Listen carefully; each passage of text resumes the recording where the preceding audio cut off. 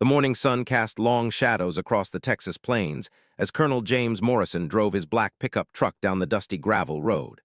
At 52, James carried himself with the straight-backed posture of his military years, though retirement had softened some of the sharp edges that 25 years in the Army had carved into his character. His weathered hands gripped the steering wheel as he surveyed the vast expanse of his cattle ranch, one of the largest spreads in 3 counties. James had built his fortune through careful investments and smart business decisions after leaving the military. The Morrison Ranch sprawled across 12,000 acres of prime Texas grassland, supporting nearly 3,000 head of Black Angus cattle. His success had brought him respect in the community, but it hadn't filled the emptiness that echoed through his large ranch house every evening. Today's mission was purely business. James needed to inspect a small property on the eastern edge of his land, a 100-acre parcel that his lawyers said might be available for purchase. The previous owner, an elderly woman named Elena Rodriguez, had passed away 3 months ago, and the property had been sitting empty ever since. James figured it would make a good expansion for his grazing operations. As he approached the old farmhouse, James noticed something odd. The structure looked more rundown than he expected, with peeling paint and a sagging front porch. Several windows were cracked, and weeds had grown tall around the foundation. But what caught his attention was a thin wisp of smoke curling up from the crooked chimney. "That's strange," James muttered to himself, parking his truck near the front gate. According to his information, the property should be completely vacant. Maybe squatters had moved in, or perhaps someone from the county was doing maintenance work. James climbed out of his truck and walked toward the house. His military training made him naturally cautious, and something about the scene felt off. The smoke was too thin for a normal fire, more like someone was trying to stay hidden while keeping warm. As he got closer, he could see that boards had been nailed over some of the windows from the inside. He knocked on the front door, which hung slightly crooked on its hinges. "Hello, anyone in there? This is James Morrison. I'm here about the property." Silence greeted him for several long moments. Then he heard the faintest sound, like a small animal scurrying across wooden floors. James tried the door handle and found it unlocked. He pushed it open slowly, calling out again. "Hello, I'm coming in. I'm not here to cause trouble." The interior of the house shocked him. Dust covered everything, and the air smelled stale and cold.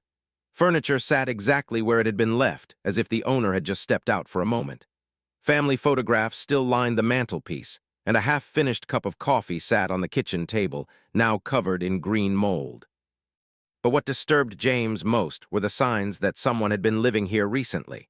A small pile of blankets lay bunched up in one corner of the living room. Empty food cans were stacked neatly near the kitchen sink. Someone had been making small fires in the fireplace using newspaper and scraps of wood. "Is somebody here?" James called again, his voice gentler this time. "I'm not going to hurt you, I just want to make sure you're okay."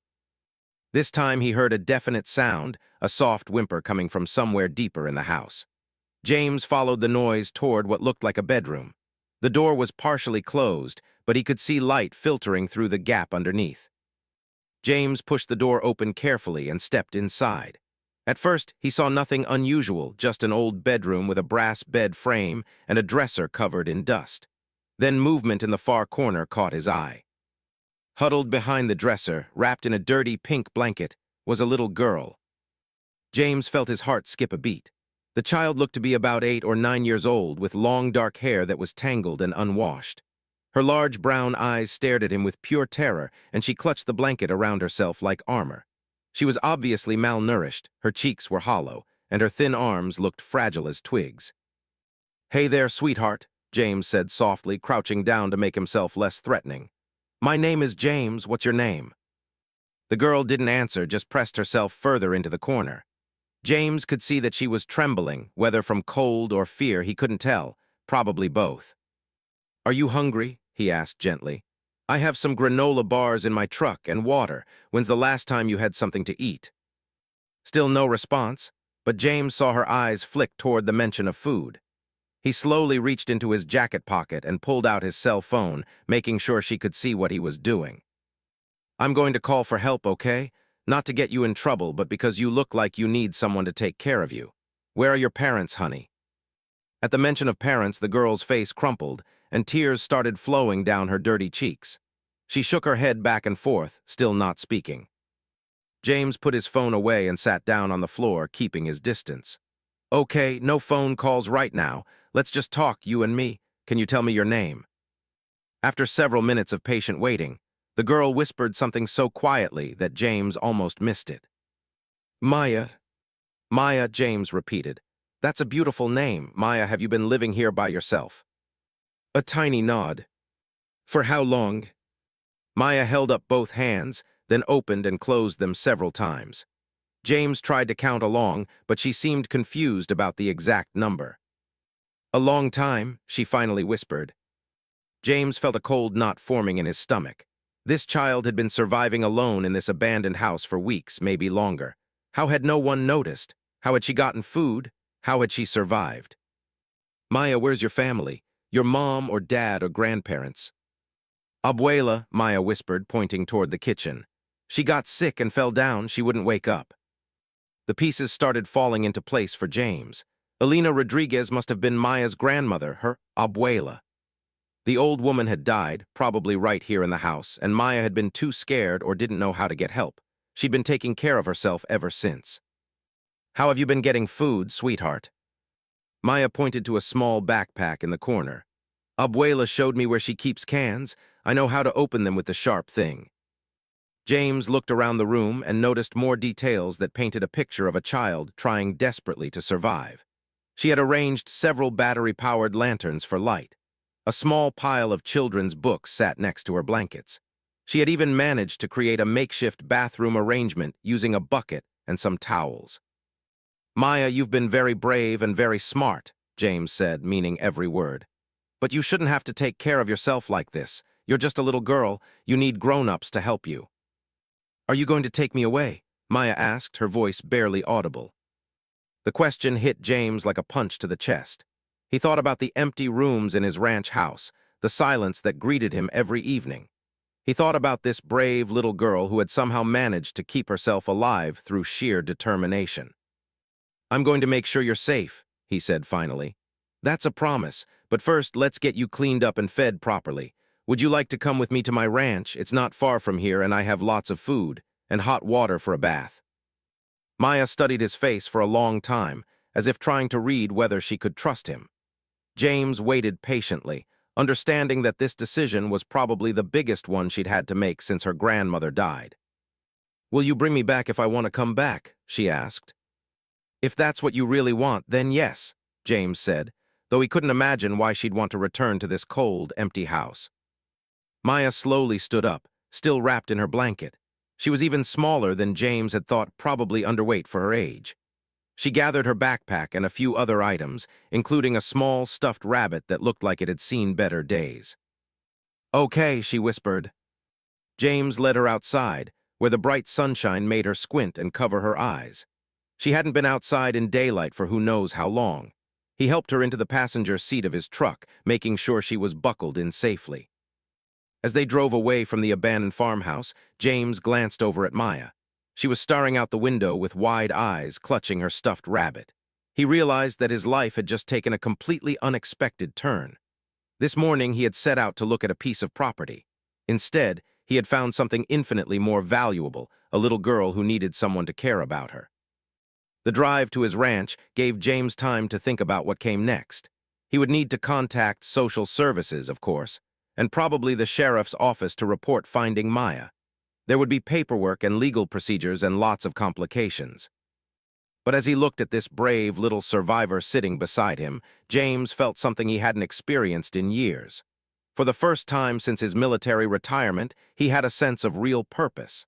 Maya needed help, and he was in a position to provide it. The details would have to be worked out later. Are you hungry, Maya? He asked as they approached the main gates of his ranch. She nodded eagerly. Well, let's see what we can find in the kitchen. I'm not the world's best cook, but I make pretty good grilled cheese sandwiches. For the first time since he'd found her, Maya almost smiled. James drove through the gates of the Morrison Ranch, past the neat white fences and well-maintained barns.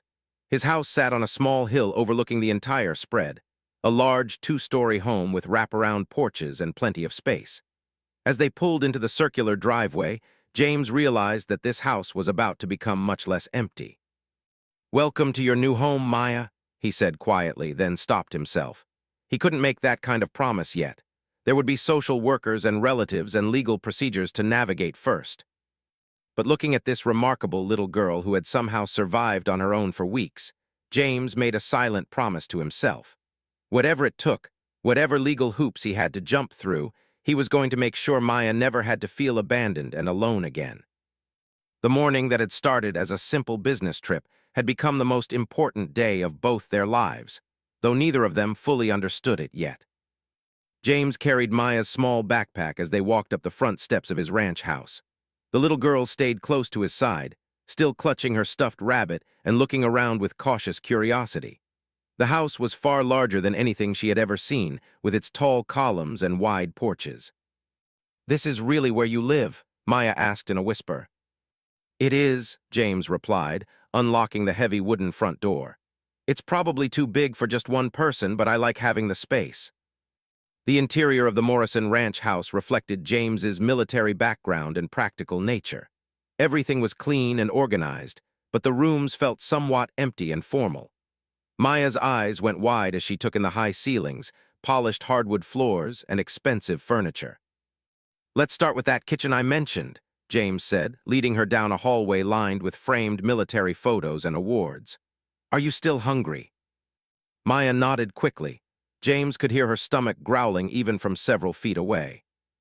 The kitchen was modern and well-equipped, though it was obvious that James didn't do much complicated cooking. Maya climbed onto a bar stool at the large granite island and watched as James gathered ingredients for grilled cheese sandwiches. "Do you like tomato soup?" he asked, opening a cabinet filled with neat rows of canned goods. "I don't know," Maya said honestly. "Abuela mostly made rice and beans." James paused in his sandwich preparation. He realized how much he still didn't know about this child's life before today. "Tell me about your abuela, Maya. What was she like?" Maya's face brightened a little. "She was nice. She taught me to read, and she would tell me stories about Mexico where she grew up. She said my mama was her daughter, but mama went away when I was little." "Do you remember your mama?" Maya shook her head. "Just a little bit. Abuela had pictures, but they're still at the old house." James made a mental note to retrieve those photographs later. He had a feeling Maya would want them. As he cooked, he gently asked more questions, trying to piece together her story without overwhelming her. Maya's grandmother had been her only family for as long as she could remember. They had lived simply in the small farmhouse, with Alina doing cleaning work for neighbors to earn money. Maya had never been to school. Her grandmother had taught her to read using old books and had been planning to enroll her when the new school year started. "When did your abuela get sick?" James asked, sliding a grilled cheese sandwich across the counter to Maya. "A long time ago," Maya said, taking a huge bite. "She was coughing a lot, and then one morning she fell down in the kitchen and wouldn't get up. I tried to wake her, but—" Maya's voice trailed off. James felt his heart break for this little girl. She had found her grandmother's body and somehow had the presence of mind to survive on her own rather than panic. The strength and resourcefulness she had shown was remarkable for someone so young. "You did everything right, Maya," James said firmly. "You were very smart and very brave. Your abuela would be proud of how you took care of yourself." After Maya finished eating, James showed her to one of the guest bedrooms upstairs. The room had its own bathroom and was decorated in soft blues and yellows. Maya stood in the doorway, seeming overwhelmed by the size and comfort of it. "This is where you'll sleep tonight," James said. "The bathroom has hot water for a shower, and there are clean towels in the closet. I'll find you some clothes that might fit until we can get you some of your own things." Maya clutched her stuffed rabbit tighter. "Are you going to leave me here by myself?" "I'll be right downstairs," James promised. "And if you need anything at all, just call for me, okay? I'll come right away." While Maya took her first hot shower in weeks, James made several important phone calls. First, he called his family doctor, Dr. Sarah Chen, explaining the situation and asking her to come to the ranch to examine Maya. Dr. Chen agreed immediately and said she would bring a social worker she knew and trusted. Next, James called his lawyer, Robert Martinez, who had handled all of his business affairs for years. Robert was shocked by the story, but promised to research the legal procedures for James becoming Maya's temporary guardian. James, this is going to be complicated, Robert warned. There will be relatives who might have claims, state agencies that need to investigate, and a lot of paperwork. Are you sure you want to take this on? James looked up the stairs toward Maya's room where he could hear the shower running. I'm sure, Robert. This little girl has been through enough. She needs stability and safety, and I can provide both. All right, I'll start making calls. But James, you need to understand that this process could take months, and there's no guarantee you'll be able to adopt her permanently. I understand, James said, but I'm not going anywhere, and neither is she if I have anything to say about it. When Maya came downstairs an hour later, she looked like a different child. Clean and dressed in one of James's old t-shirts that hung down to her knees like a nightgown, her dark hair was shiny and soft. But James could see that she was still very thin, and there were dark circles under her eyes that spoke of weeks of poor sleep and stress. Dr. Chen arrived in the early afternoon, bringing with her a social worker named Linda Garcia. Both women were patient and gentle with Maya, understanding that she had been through trauma and needed careful handling. The medical examination revealed that Maya was undernourished but basically healthy. She was smaller than average for her age, probably due to poor nutrition over an extended period. Dr. Chen recommended high-protein foods, vitamins, and plenty of rest. She's a strong little girl, Dr. Chen told James privately. Physically, she'll recover quickly with good care. Emotionally, it might take longer. She's been through a lot. Linda Garcia spent time talking with Maya alone, trying to assess her mental state and get more details about her situation. When she finished, Linda spoke with James in his study. Colonel Morrison, I want you to know that what you did today was wonderful, Linda said. Maya has been through significant trauma, and she's going to need a lot of support to heal properly. I'm prepared for that, James replied. What's the process for me to become her legal guardian? Linda explained the complex legal procedures ahead. There would be background checks, home studies, court hearings, and attempts to locate any living relatives who might have legal claims to Maya. The process would likely take several months. In the meantime, I can arrange for emergency temporary custody, Linda said.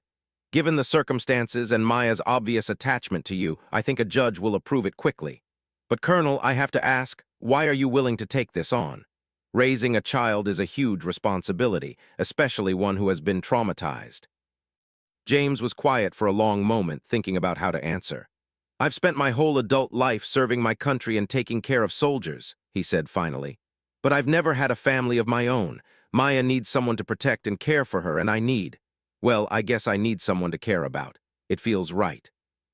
That evening, after the doctor and social worker had left, James found Maya sitting on the living room floor, drawing in a small sketchbook she had pulled from her backpack.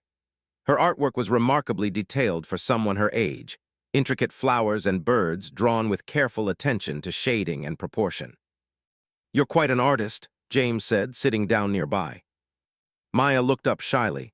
Abuela gave me these pencils for my birthday. She said I had a gift.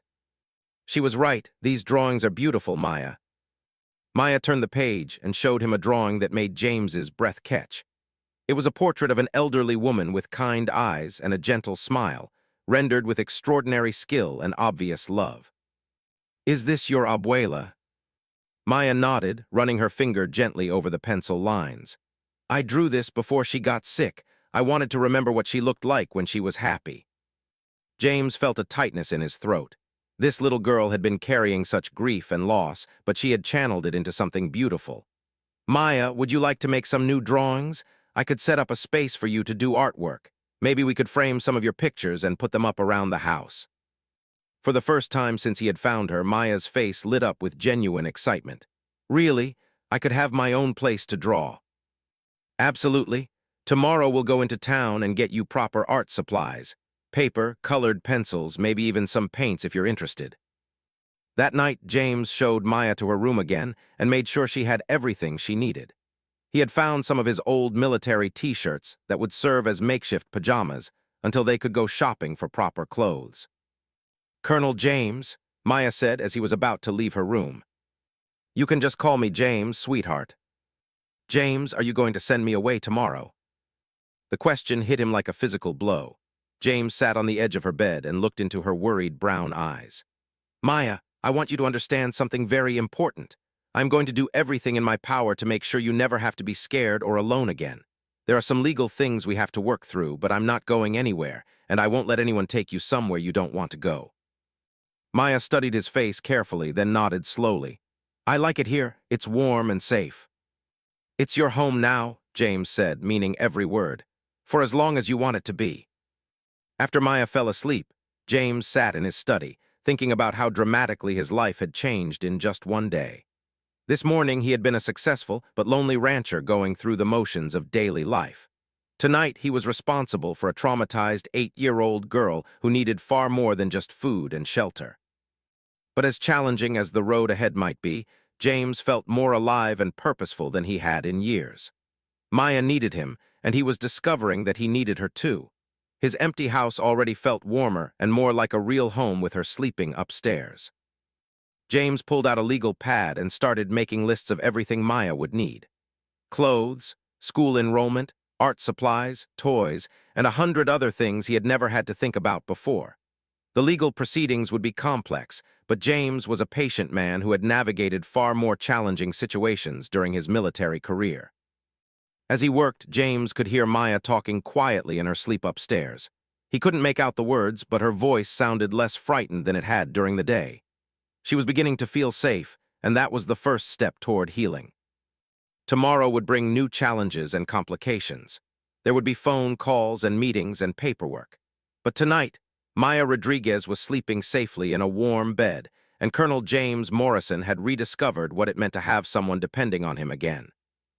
Neither of them knew it yet, but they were both about to embark on the most important mission of their lives, creating a real family together. 3 weeks had passed since James found Maya in the abandoned farmhouse, and life at the Morrison Ranch had settled into a comfortable routine. Maya was gaining weight and color in her cheeks, and her natural curiosity was beginning to emerge from behind the wall of fear she had built around herself. James had converted the sunroom off the main living area into an art studio for Maya. Large windows filled the space with natural light, and he had purchased easels, canvases, watercolors, oil pastels, and every art supply the store had in stock. Maya spent hours each day drawing and painting, creating artwork that continued to amaze James with its sophistication and emotional depth. Dr. Chen had been visiting weekly to monitor Maya's physical recovery, and she had also recommended a child psychologist named Dr. Amanda Foster. Maya had been reluctant to talk to another stranger at first, but Dr. Foster's gentle approach and genuine interest in Maya's artwork had gradually won her trust. "She's making remarkable progress," Dr. Foster told James after one of their sessions. "Maya is an incredibly resilient child, but she's also been deeply hurt by loss and abandonment. The stability and safety you're providing are exactly what she needs to heal." James had also enrolled Maya in a part-time homeschooling program with a local teacher named Mrs. Patricia Williams. Maya was academically advanced for her age. Her grandmother had taught her well, but she needed socialization with other children her age. The legal proceedings were moving forward, though not without complications. Linda Garcia had conducted her home study and submitted a glowing report recommending James for guardianship. His background checks had come back clean, and character references from his military colleagues and business associates painted a picture of a man of integrity and stability. But then the complications began. On a Thursday morning in late October, James was working in his home office when his lawyer Robert Martinez called with troubling news. "James, we have a problem," Robert said without preamble. "Maya's relatives have come forward. Her uncle, Miguel Rodriguez, and his wife Carmen are claiming custody rights." James felt his stomach drop. What kind of people are they? Where have they been for the past month? That's the concerning part. Miguel is Alina's son, Maya's grandmother's youngest child. He and Carmen live about 200 miles away in Houston. They claim they didn't know about Alina's death or Maya's situation until they heard through family friends that a wealthy rancher had taken her in. "They didn't bother checking on Alina for 3 months?" James asked, his voice rising. "Apparently not. But James, there's something else. I did some research on Miguel Rodriguez. He's had several run-ins with the law, nothing major, but assault charges, public intoxication, a history of job instability. His wife Carmen has been arrested twice for shoplifting. They're claiming they want Maya because she's family." James closed his eyes and took a deep breath. What's their real motivation, Robert? I think you already know. Word has gotten out about Alina's property and the fact that Maya might inherit some assets. Plus, they're aware that you have money. I suspect they see Maya as either a meal ticket or leverage for a payout. That afternoon, Linda Garcia arrived at the ranch with more details about the Rodriguez situation. She sat with James and Maya in the living room, trying to explain the situation in terms Maya could understand. Maya, do you remember your Uncle Miguel? Linda asked gently. Maya's entire body language changed. She moved closer to James on the couch and shook her head vigorously. I don't want to see him, she said in a small voice. Can you tell me why, sweetheart? Maya looked at James, then back at Linda. He was mean to Abuela. He would come to our house and yell at her about money. He made her cry. Did he ever hurt you or your Abuela? Maya nodded slowly. He grabbed my arm once when I tried to hide behind Abuela. It left marks, and he said bad words and threw things. James felt anger building in his chest, but he kept his voice calm and supportive. Maya, no one is going to let anyone hurt you again, I promise. Linda took careful notes of everything Maya said. This information would be crucial in the custody hearing that was now inevitable. When will they want to see Maya? James asked. They've filed for an emergency custody hearing next week. They're claiming that Maya belongs with blood family and that your attachment to her is inappropriate for a single man. James felt his jaw clench. What do you think our chances are? Honestly, better than they were an hour ago, now that we know Maya's history with her uncle. The judge will take her preferences into account, especially given her age and the trauma she's experienced. That evening, James found Maya sitting in her art studio, but she wasn't drawing. She was just staring out the window at the rolling pastures where his cattle grazed peacefully. You're worried about your Uncle Miguel, James said, sitting in the chair beside her easel. Maya nodded without looking at him. Are you going to have to give me to him? Maya, look at me. James waited until her brown eyes met his. I am going to fight with everything I have to keep you safe and keep you here with me. Do you understand? I will not let anyone take you somewhere you don't want to go. But what if the judge says I have to go with him? What if they don't believe me? James had been dreading this conversation, but he realized Maya needed to understand the truth about what they were facing. Next week, we're going to go to court and talk to a judge. The judge will want to hear what you have to say about where you want to live. You're going to need to be very brave and tell the truth about your Uncle Miguel and how he treated you and your abuela. I'm scared, Maya whispered. I know you are, sweetheart, but remember how brave you were when you survived all by yourself in that house. You have that same strength now, and this time you're not alone. I'll be right there with you, and so will Linda and Dr. Foster. Maya was quiet for a long moment. Then she picked up a pencil and began to draw. As James watched, she created a detailed sketch of her Uncle Miguel, his angry face, his raised fist, the cruel expression in his eyes. It was a child's way of processing her fear and trauma. Maya, that's very good. Can you draw me a picture of how he made you feel? Maya turned to a fresh page and drew herself as a small, cowering figure with tears on her face. Then, on another page, she drew herself standing tall next to James, both of them smiling. These pictures tell an important story, James said. Would you be willing to show them to the judge? Maya nodded slowly. If it will help me stay with you. The week leading up to the custody hearing was tense. Miguel and Carmen Rodriguez demanded visitation rights, wanting to see Maya before the court date. Linda Garcia arranged for a supervised visit at the county social services office, with a social worker present to observe the interaction. James drove Maya to the meeting, his heart heavy with worry about how this encounter might affect her fragile emotional recovery. Maya had been having nightmares for the past few days, and she had regressed somewhat in her willingness to trust new people. Remember, Maya, you don't have to say anything you don't want to say, James told her as they walked into the building. Linda will be right there, and if you feel scared or uncomfortable, just tell her and the visit will end immediately. Miguel Rodriguez was a stocky man in his 40s with calloused hands and a scowl that seemed permanently etched on his face. His wife Carmen was thin and nervous-looking, constantly checking her phone and avoiding eye contact. They had dressed up for the occasion, but James could see the calculation in their eyes as they looked around the social services office. Maya, Miguel said, his voice artificially gentle. Look how big you've gotten. Come give your uncle a hug. Maya pressed herself against James's side and shook her head.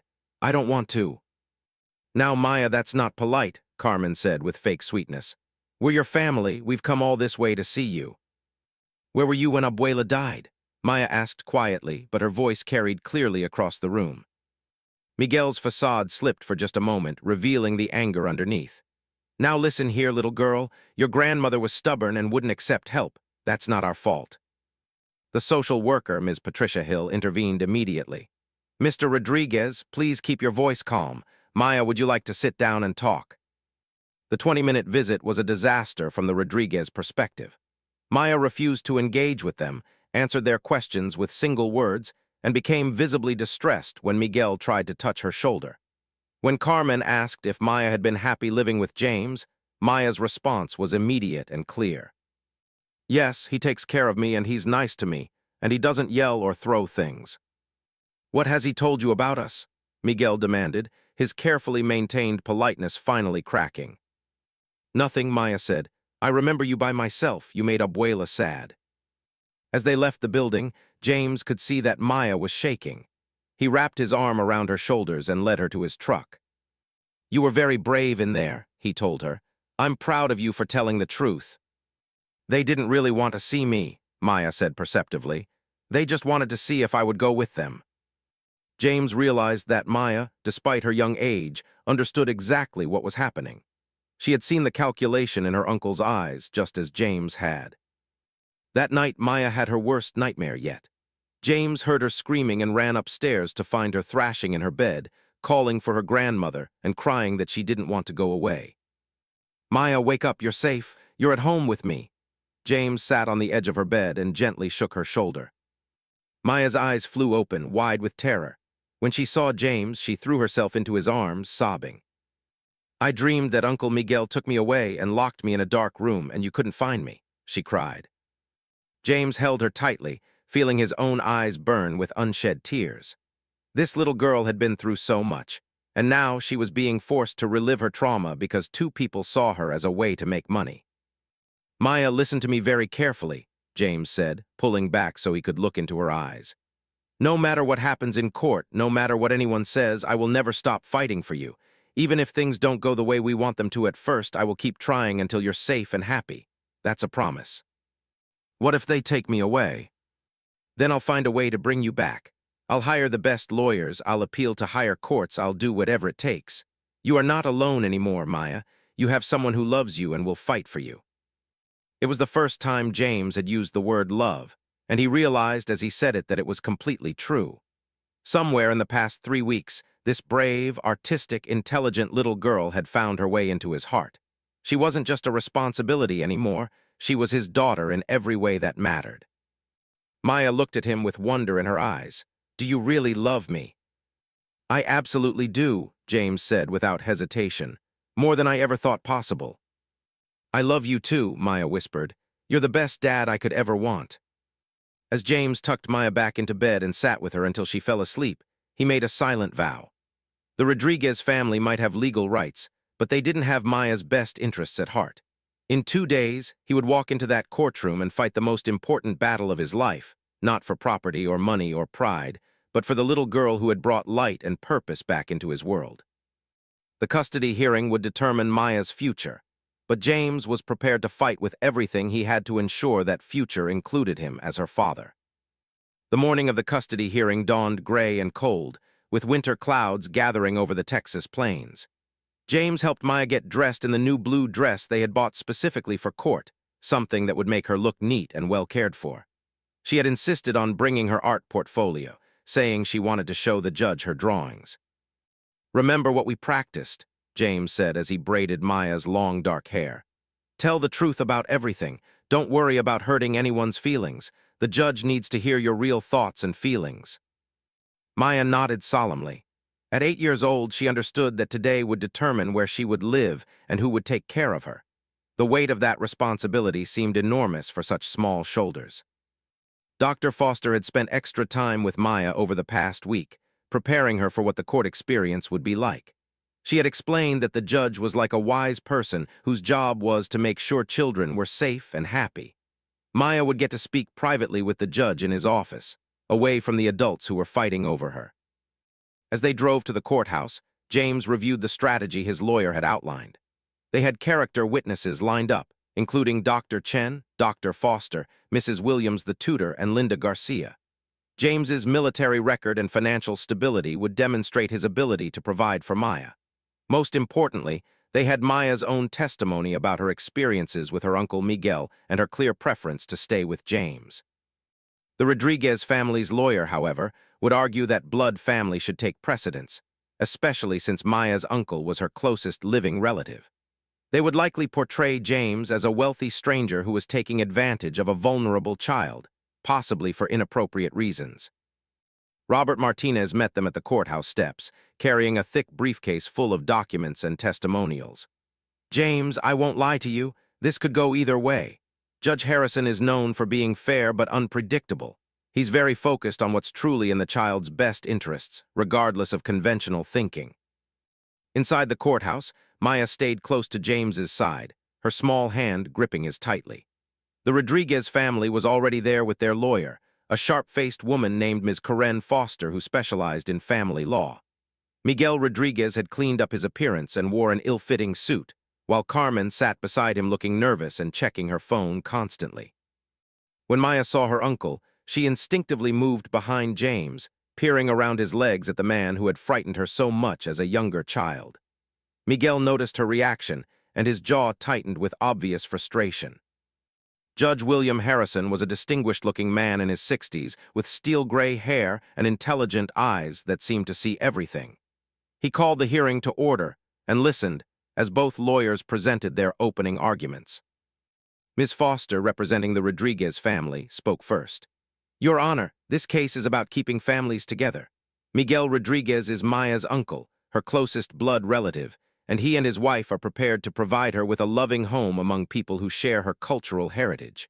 While Mr. Morrison's temporary care has been adequate, Maya belongs with her actual family." Robert Martinez stood to respond. "Your Honor, this case is about protecting a traumatized child who has already suffered tremendous loss. Maya Rodriguez has thrived under Colonel Morrison's care. She has received medical attention, psychological counseling, educational support, and most importantly, the love and stability she desperately needed. The Rodriguez family showed no interest in Maya's welfare until they learned about potential inheritance money and Colonel Morrison's financial status." Judge Harrison listened impassively to both arguments, then called for the first witness. Dr. Sarah Chen took the stand and testified about Maya's physical and emotional condition when James first brought her in for examination.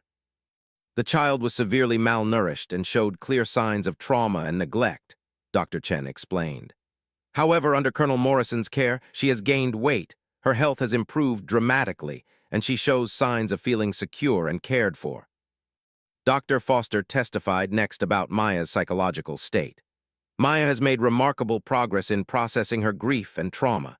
The stability and emotional support she receives from Colonel Morrison have been crucial to her healing. She speaks of him as a father figure and clearly feels safe in his care." Linda Garcia provided testimony about the home study and Maya's integration into life at the ranch.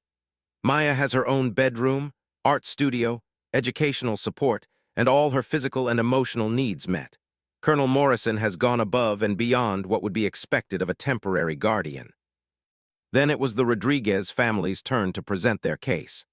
Miguel took the stand and tried to portray himself as a caring uncle who had been unaware of his niece's situation. "Your Honor, I loved my mother Alina very much, but she was a proud woman who didn't like to ask for help. If I had known she was sick, if I had known Maya was in trouble, I would have come immediately." Under cross-examination by Robert Martinez, Miguel's story began to fall apart. "Mr. Rodriguez, when was the last time you visited your mother before her death?" Miguel shifted uncomfortably.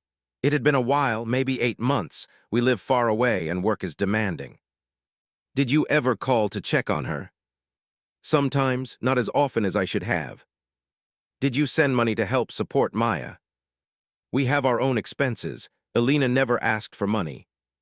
"But she was raising your 8-year-old niece on a cleaning lady's salary, and you never thought to offer assistance." Miguel's face reddened. Elena was stubborn, she wouldn't have taken money anyway. Robert then produced phone records showing that Miguel had called Elena only twice in the year before her death, both times for less than 3 minutes. He also presented testimony from neighbors who confirmed that Miguel had argued with Elena about money during his last visit, upsetting Maya and making Elena cry. Carmen Rodriguez testified briefly, but her testimony was unconvincing. She admitted she had never spent any significant time with Maya and couldn't answer basic questions about the child's interests, fears, or needs. Then came the moment everyone had been waiting for. Judge Harrison announced that he wanted to speak with Maya privately in his chambers. Maya looked up at James with wide, frightened eyes. "Will you be there?" "I'll be right outside the door," James promised. "And remember, just tell the truth about how you feel." Linda Garcia accompanied Maya into the judge's chambers, as was standard procedure. For 30 minutes, the adults waited in the courtroom while Judge Harrison spoke with the little girl whose future hung in the balance. When they returned, Maya went straight to James and climbed into his lap, ignoring the disapproving looks from the Rodriguez family's lawyer. Judge Harrison retook his seat and looked out over the courtroom with a serious expression. "This has been a very difficult decision. On one hand, we have a blood relative claiming custody rights. On the other hand, we have a situation where a child has clearly bonded with her current caregiver and is thriving in his care." James felt his heart pounding as the judge continued. "I have spent considerable time speaking with Maya Rodriguez, and several things have become clear to me. First, this child has suffered significant trauma, not just from losing her grandmother, but from previous experiences with her uncle Miguel.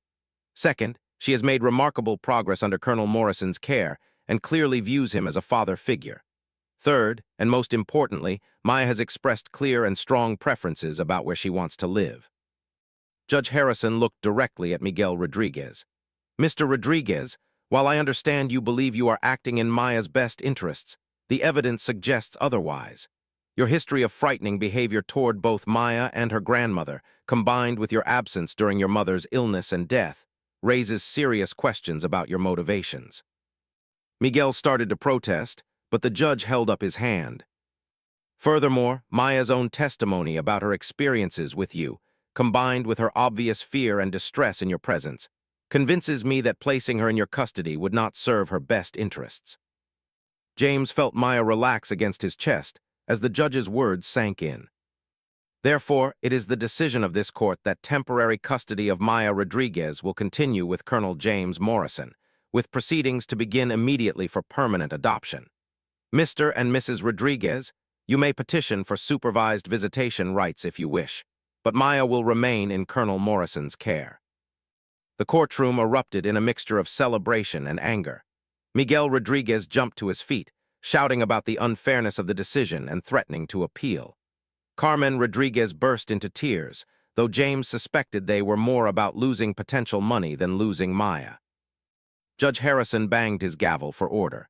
"Mr. Rodriguez, you may certainly appeal this decision, but I want to be very clear about something.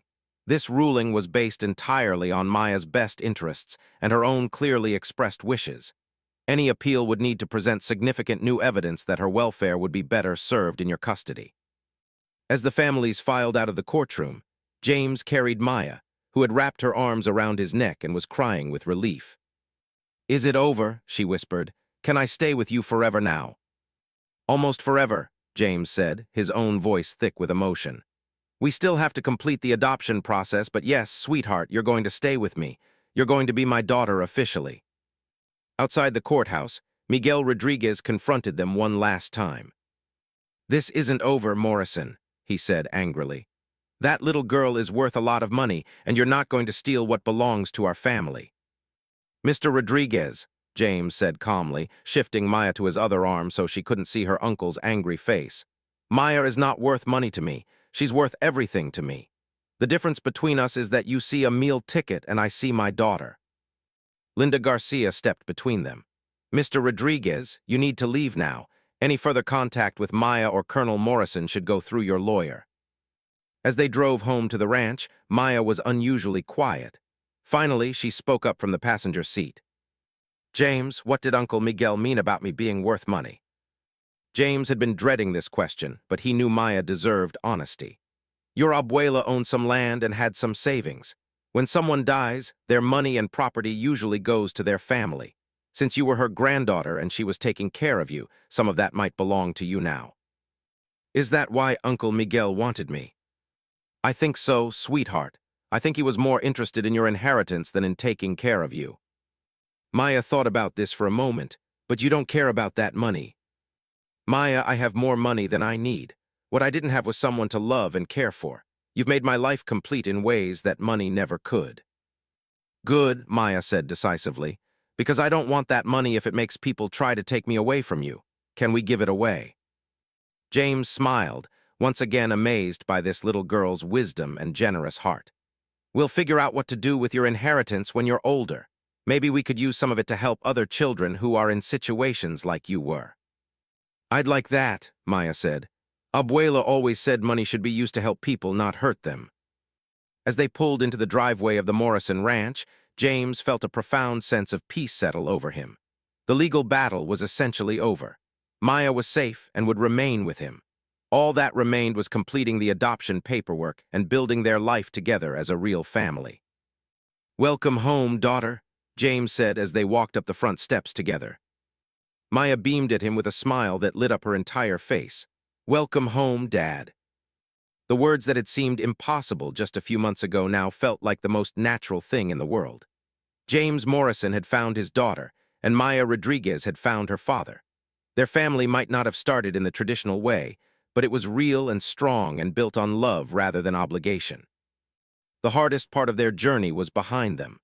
Now they could focus on what came next, building memories, nurturing Maya's artistic talents, and creating the kind of family both of them had always dreamed of having. 1 year later, the Morrison Ranch had been transformed from a quiet, lonely place into a vibrant home filled with laughter, creativity, and love. Maya, now 9 years old and officially Maya Morrison after the adoption was finalized 6 months earlier, had blossomed into a confident, happy child whose artistic talents continued to amaze everyone who met her. The morning sun streamed through the large windows of Maya's art studio as she worked on her latest painting. Her technique had improved dramatically under the guidance of professional art teachers that James had found for her. What started as pencil drawings had evolved into sophisticated watercolors, oil paintings, and even sculptures made from clay she found near the ranch's creek. Maya, breakfast is ready, James called from the kitchen, where he had become quite accomplished at making pancakes and scrambled eggs. His cooking skills had improved dramatically over the past year, driven by his desire to provide Maya with proper nutrition and the simple pleasure of sharing meals together. Maya bounded into the kitchen, her long hair now professionally cut and styled, wearing jeans and a paint-splattered smock that proclaimed artist at work. She had grown several inches and gained the healthy weight of a well-nourished child. Most importantly, her eyes sparkled with the confidence and security that came from knowing she was loved and safe. Dad, Mrs. Patterson called this morning, Maya announced, referring to her new teacher at the local elementary school where she had enrolled at the beginning of the school year. She wants to nominate my painting of the ranch for the state youth art competition. James felt his chest swell with pride. Maya's painting of the Morrison Ranch at sunset, with cattle grazing in the golden light, was indeed remarkable for someone her age. But more than the technical skill it demonstrated, the painting captured the peace and happiness she had found in her new home. That's wonderful, sweetheart. Do you want to enter the competition? Maya nodded enthusiastically. Mrs. Patterson says the winner gets to have their painting displayed in the state capitol building in Austin, and there's a scholarship for art camp next summer. Then we'll definitely submit it. I'm proud of you, Maya, not just for your talent, but for your courage in sharing your art with the world. As they ate breakfast together, James reflected on how much had changed in their lives. The legal proceedings had concluded smoothly after the custody hearing.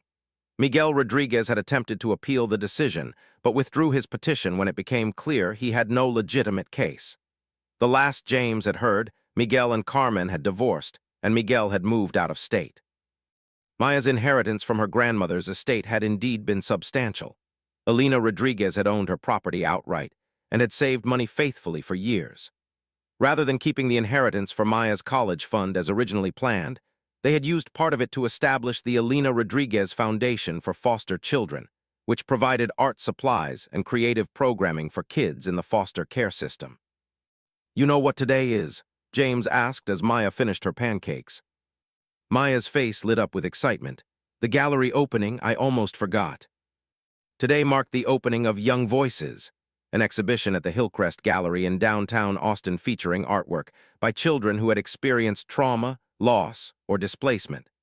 Maya's paintings were prominently featured, along with pieces by other young artists who had used creativity to process difficult experiences. The exhibition had been Dr. Foster's idea. During one of Maya's therapy sessions, she had mentioned how much Maya's art had helped her healing process. Dr. Foster realized that other children might benefit from seeing Maya's work and understanding that they weren't alone in their struggles. Maya had been nervous about having her paintings displayed publicly, especially pieces like her portrait of her grandmother or her earlier drawings depicting her fears about Uncle Miguel. But James and Dr. Foster had helped her understand that sharing her story through art could help other children feel less alone. "Are you still worried about people seeing your paintings?" James asked gently. Maya considered this seriously, as she did most important questions. "A little bit, but Dr. Foster said that sometimes being brave means letting people see your true feelings, even when they're sad or scary feelings. And if my paintings help another kid who lost their family, then I want people to see them." James reached across the table and squeezed her hand. "Your abuela would be so proud of you, Maya. You've taken the love she gave you and you're passing it on to help other children." Maya smiled, but James could see tears forming in her eyes, happy tears that came when she thought about her grandmother. The grief was still there, but it had transformed from devastating loss into cherished memories and a desire to honor Elena's legacy. The drive to Austin took about an hour, giving them time to talk about Maya's upcoming school play, her new friendship with a girl named Sophie who shared her love of art, and James's plans to expand the ranch's operations to include a small writing program for disadvantaged children. "Dad, can I ask you something?" Maya said as they neared the city. "Of course, sweetheart. You can ask me anything." "Do you ever miss being alone? Before you found me, you lived by yourself for a long time. Is it hard having a kid around all the time?"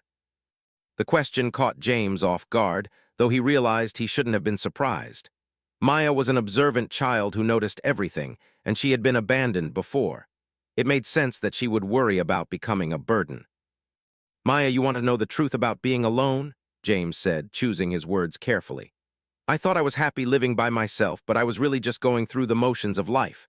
I had everything I needed, a successful business, a nice house, plenty of money. But I didn't have anyone to share it with. I didn't have anyone to be proud of or to worry about or to love." He paused to merge into traffic, then continued.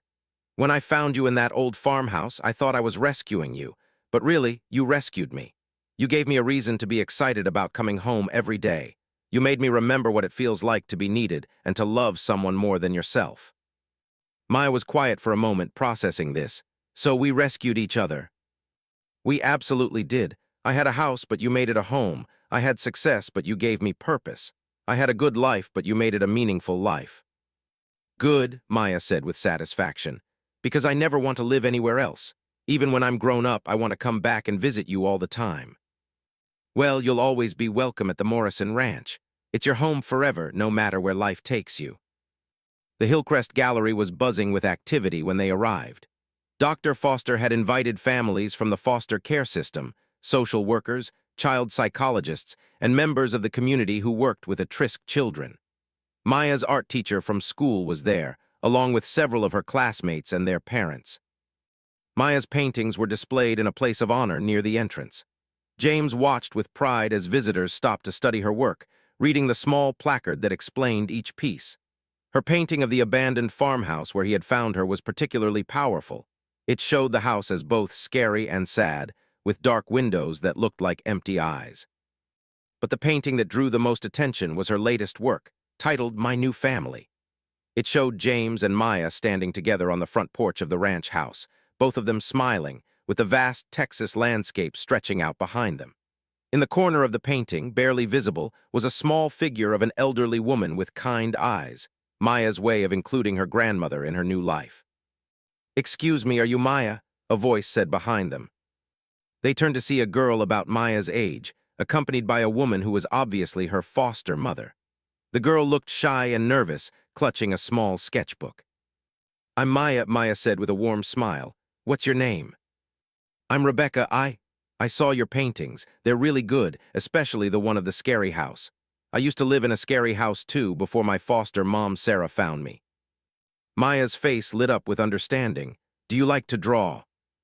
Rebecca nodded and opened her sketchbook to show Maya some of her own artwork.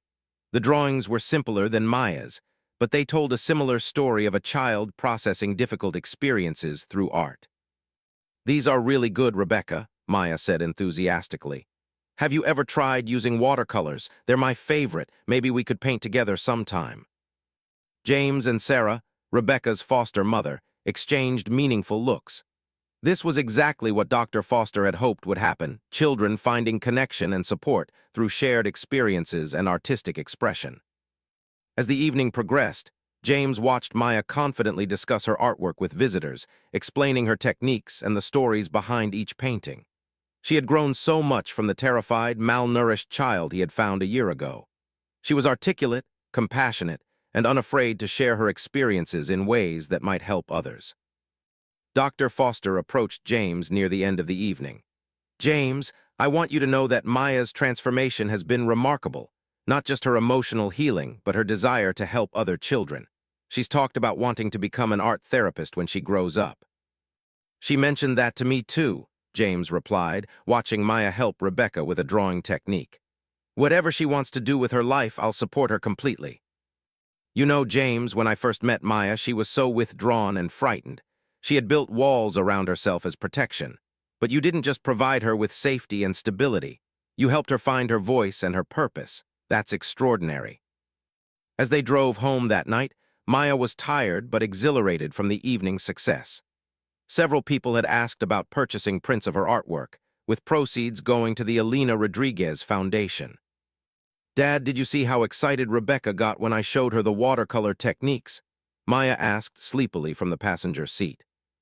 "I did see that. You were very kind to her. She's been through scary things like I did, but she's safe now just like me. I think art helps kids like us feel better about the scary things that happened." "I think you're absolutely right. And I think you have a gift not just for creating art, but for helping other people." Maya was quiet for a while as they drove through the dark Texas night toward home. Finally, she spoke again. "Dad, I know this might sound weird, but I think Abuela sent you to find me. Like she knew I would need someone to take care of me, and she picked you special." James felt his throat tighten with emotion. "What makes you think that, sweetheart?" "Because you're exactly the kind of person she would want to raise me.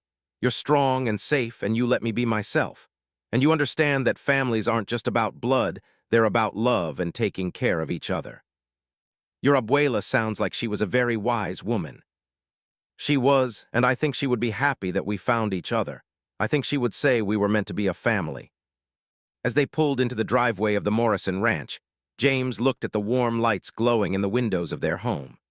A year ago, he had been a successful but lonely man going through the motions of life. Tonight, he was returning home with his daughter after watching her share her talents with the world and inspire other children who had faced similar challenges. "Dad," Maya said as they walked toward the front door. "Yes, sweetheart. Thank you for saving me, and thank you for letting me save you too." James wrapped his arm around Maya's shoulders and pulled her close. "Thank you for making me a father, Maya. It's the best job I've ever had." Inside their warm, welcoming home, Maya headed upstairs to get ready for bed while James checked on the animals and locked up for the night. As he turned off the lights in Maya's art studio, he paused to look at her latest work in progress, a painting of children from all different backgrounds working together on a mural. Maya Morrison was no longer just his daughter. She had become an artist, an advocate, and an inspiration to other children who had faced trauma and loss. She had taken the love her grandmother had given her and multiplied it, sharing it with James and now with other children who needed hope. The wealthy rancher who had set out to buy a piece of property had instead found the greatest treasure of his life. And the forgotten child who had been surviving alone in an abandoned house had become a beacon of hope for other children facing similar challenges.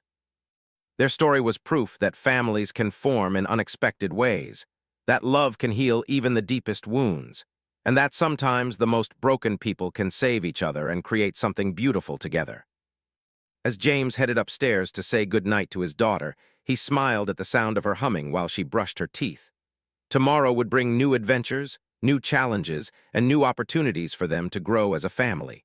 But tonight, all was well in the Morrison home, where love had transformed two lonely hearts into an unbreakable bond.